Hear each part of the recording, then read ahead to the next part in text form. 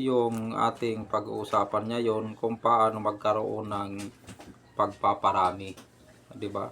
At kung paano mo mapakain ang iyong kapwa ng pagmamahal, mapakain ng pagnanais mo na sila ay mapasaya, 'di ba?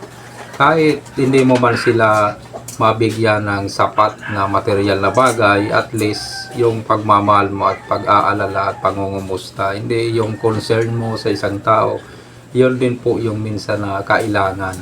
Kasi hindi naman lahat ng bagay salapi, mga regalong bagay. May mga tao din po na meron na yan May mga tao meron na ng salapi. Ang gusto nila is pagmamahal na lang at pangungumusta, pasyalan. Yun po yung gusto nila, yung personal na pangungumusta ng isang tao, di ba? So napakaganda. Yun po yung nais nilang regalo di ba? So kaya iba-iba po yung gustong natatanggap ng tao. At may mga tao din naman na gusto nilang kahit wala na, basta yung buhay sa araw-araw ay talagang walang sakit, yung mga pamilya, malusog, yung pangangatawan, di ba? Napakagandang regalo po ng Diyos yan sa atin.